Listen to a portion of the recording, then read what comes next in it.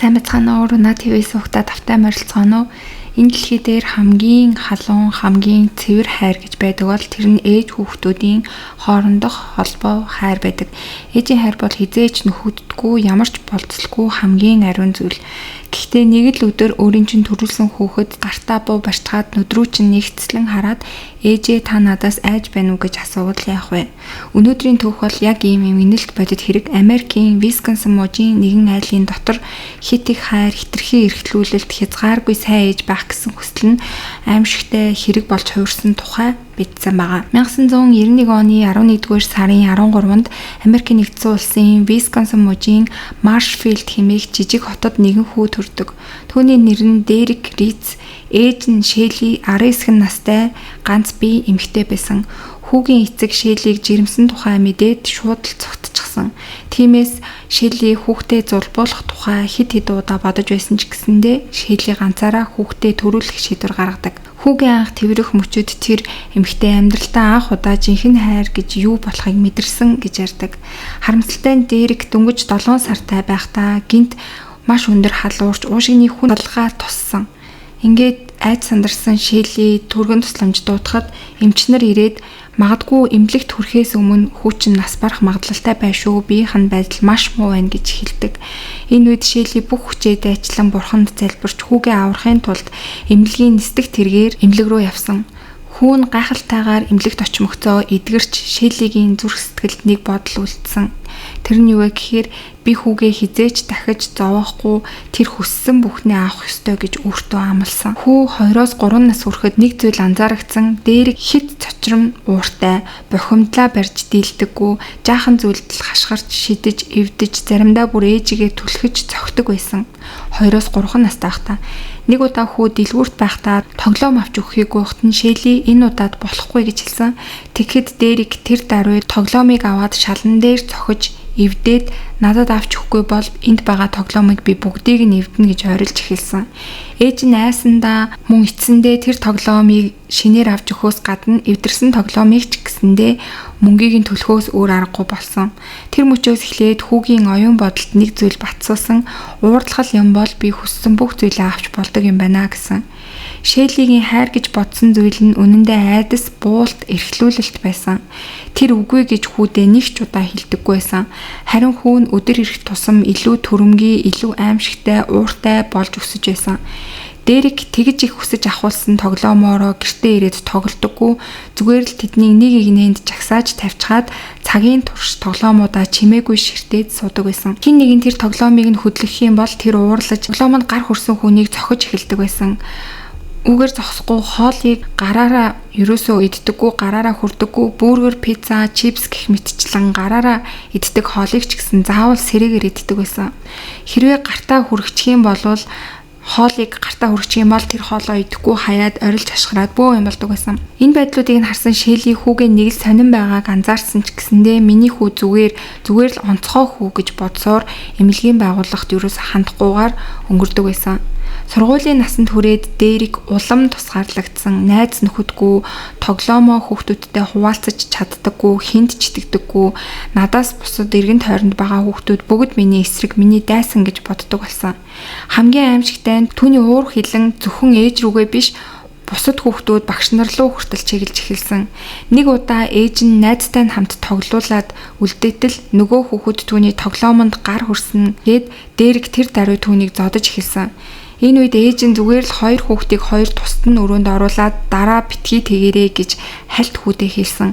Ямар ч үр дагавар, ямар ч хариуцлага хүүдээ хүлээлгээгүй.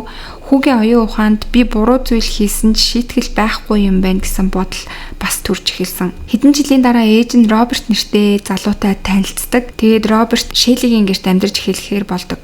Тэр хүн Шэйлигийн амьдралд анх удаа дүрм авчирсан хүн байсан.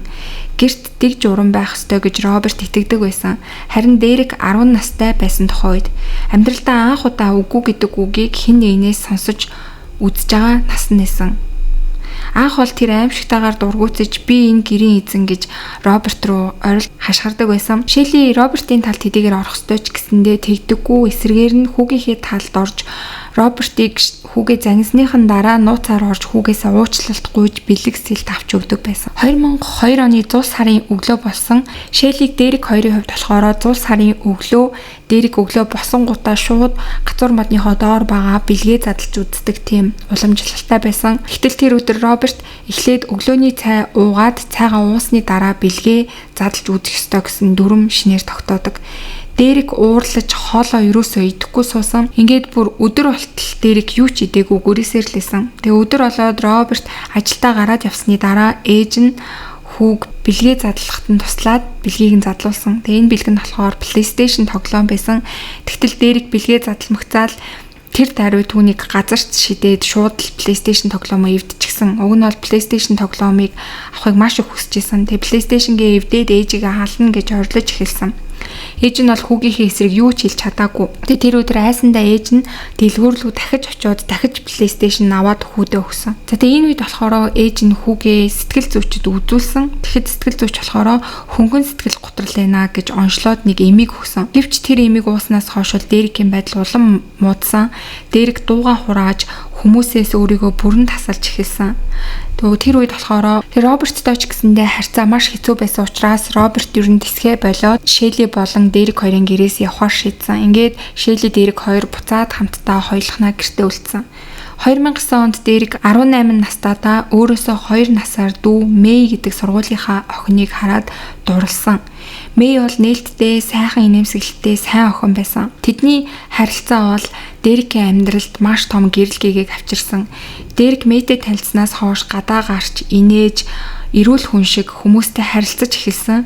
Тэгээ энэ байдалд нь бол түүний ээж бүр маш их баярлж исэн. Удалгүй Мэй Дерек хоёр үерхэж эхлэн мөн удалгүй Мэй жирэмсэн болсон. Мэйг хүүгээс нь жирэмсэн болсныг мэдсэн Шелли мөн хүн Мэйээс олоод маш сайн өөрчлөгдөж байгааг харсандаа маш их баяртай байсан учраас Мэйг шууд л манайд хүрээд ирээ. Би бүх амьдралыг чинь даана гэж хэлээд Мэйг гэртээ авчирсан. Тухайн үед бол Мэй 10 жилийн сурагч байсан. За ингээд Шеллигийн гэрт Мэй олоод Дерек, Шелли тэгээ мөн тэднийх Люси гэдэг нэг нохоо авч тэжээсэн. 2010 онд Дерекийн хүү Габриэл төрсөн. Энэ үеэс эхлэн гэрт бол хэсэг зурж инхэн амар амгалан аз жаргал ноёрхсон юм шиг байсан. Цаг хугацаа өнгөрөхөд Дерекийн хуучин зан дахиж гарч эхэлсэн. Удалгүй Дерек Мэй, Шелли хоёрыг бүр гэрээс гарахгүй, гэрээс гарахдаа өөрөөс нь зөвшөөрөл авах шаардлагатай гэж бүх зүйлийг нь хянаж эхэлсэн. Мэй зөвхөн сургуульдаа яваад яг тарсан цагтаа шууд ирэх ёстой ч юм уу бүх өөрийнх нь амьдралд дүрм журмыг тогтоож эхэлсэн. Мөн гэрийнх нь хөшиг үргэлж хаалттай, гэр дотор нарны гэрэл бараг тусдаггүй, чимээ гаргахыг төвчдөггүй, бараг хооронд нь шивнэж яриулдаг болуулсан. Хүүхдийн инээдэг ч гэсэндээ тэр төвчдөггүй байсан учраас хүүхдээ инээхэд хүртэл маш их ууралдаг болсон. Шеллигийн хувьд болохоор маш их айдас давтаж эхлэн үүнээс хойш ер нь бол гэртээ байх хугацаанд байнга л архи уудаг болж эхэлсэн. Нэг өдөр Шелли ажилдаа явчгаад гэртээ орж ирсэн чинь Дерек галтгоонд AK-47 гэдэг бууг цэвэрлээд сууж байсан. Шелли бол энийг хараад маш их гайхсан. Яагаад гэвэл тэдний гэрт ерөөсөө буу байдаггүйсэн. Тэгээд айсандаа чимээгүй хүн шиг өрөө рүүгээ орох гэж байтал хүүн ээж рүүгээ хараад ээжээ та надаас айж байна уу гэж асуусан. Тэгээд бууга ээж рүүгээ чиглүүлсэн. Тэгээд Шелли бол тэр өдөр маш их айн өрөө рүүгээ юу ч хэлж чадлагүй орсон. Тэгээ энэ үеэс хойш бол Шелли бүр өрөөнөөсөө гарч чадхааж байсан. Зөвхөн ажилдаа явахдаа сэмэрхэн гараад буцаад сэмэрхэн өрөө рүүгээ ороод бусад гэрийнхаа өрөөнүүдийг бол бараг ашиглаж чадхаа болсон. Маш их айдаг болсон хүүгээсээ. Нэг удаа Шелли ажилдаа явчаад ирсэн чинь тэдний нохой Люсийг харагдахгүй байсан. Тэгээд хүүгээсээ Люси хайцсан бэ гэж асуусан чинь машинд дайруулад хүчгсэн гэж Дерек хэлсэн маа. Тэгээ энэ үгэнд бол Шелли итгээгүй. Яагаад гэвэл Люсигийн хувьд бол хин нэгэнгүүгээр ганцаараа гэрээсээ юусоо гардаггүй тийм нохой байсан. Тэгээ Шелли бол энэ үед ямар нэгэн зүйлийг сэжгэлсэн ч гэсэндээ Дерекээс бол асууж зүрхлээгүй. 2012 онд Мэй 18 нас хүрээд айдас дүүрэн амьдралаасаа цугтаахаар шийдсэн. Тухайн үед болохоор бас шинэ жил болж исэн учраас Дерек бэлэг авахаар дэлгүүрлүү түр гарсан. Яг энэ үеэр нь Мэй хүүгээ орхиод зугтсан. Ингээд Дерекийг дэлгүүрээс ирэхэд нь Шелли энэ тухайд хэлсэн. Тэгэхэд Дерек юу ч хэлэлгүй өрөөндөө ороод төгжчихсэн. Маргааш өглөө Дерек өөртөөгөө ярин Габриэл өөр хэнийг ч аваа гэж дуудахгүй гэж шивнэн наашаа цаашаа өрөөнд дотроо алхаж эхэлсэн. Оройн Шелли ажиллаад хараад ирсэн чинь гэрийнхэн нүдэнд Мэйийн машин байсан. Сэжигтэй санагдаад гэрлүүгөө ороод ирсэн чинь гэрийнх нь хаалга нонгорхой коридороор нь цус урсаж байсан. Угаалгын өрөөнд харин Мэй хүзүүн хэрчигдсэн бүх биеийн хутганы шарахтай нас орсон байдалтай хэвтэж байсан. Гэрт түүний хүү Габриэл байгаагүй, мөн өөрийнх нь хүү Дерикч байгаагүй. Шэйли шууд л 911 рүү залгаж болсон бүх явдлыг тайлбарлаад алуурчин бол миний хүү гэж хэлсэн. Цагдаа нар муж даяар төгшөөр зарлаж Дерикийн зургийг телевизээр цацсан түүнийг хайж эхэлсэн. Шөнийн 5 цагт нэгэн буудлын ажилтан телевизээр гараад байсан тэр эрэхтэй тэр жоохон хүүхдийг тэрчгсэн манад ирсэн гэж цагдаад дуудлага өгдөг. Цагдаа нар дуудлагын дагуу шууд тэр буудлал руу явж очисон.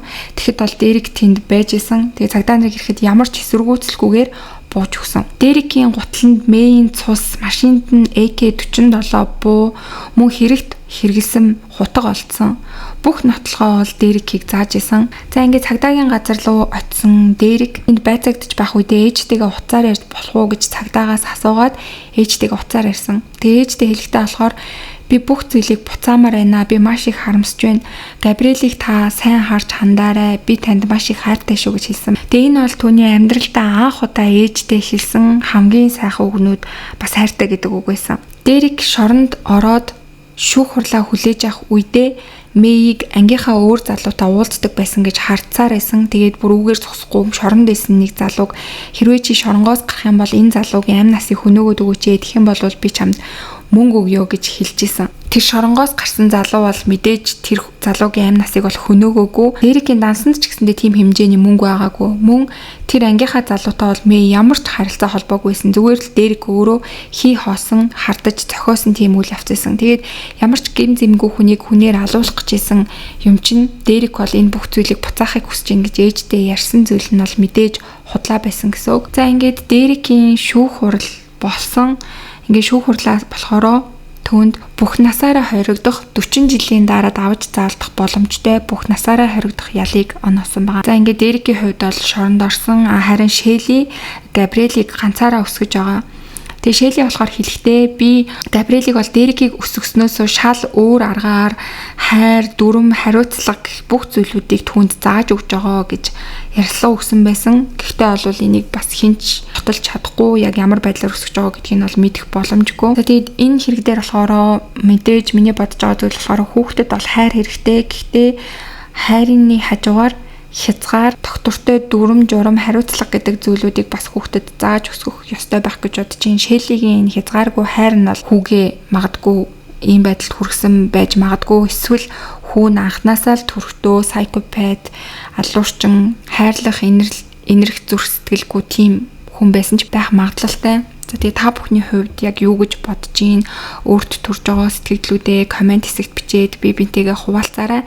За тэгээ та бүхэн сувг дээрээ лайк, subscribe дарж амжаагүй байгаа бол subscribe, like дараад сувгаа дэмжээд өгөөрэй. За ингээд өнөөдөр ч гэсэндээ миний бэлдсэн дугаарыг сонссон та бүхэндээ маш их баярлалаа. Удахгүй эргээд дараагийн дугаараар уулзцгаая.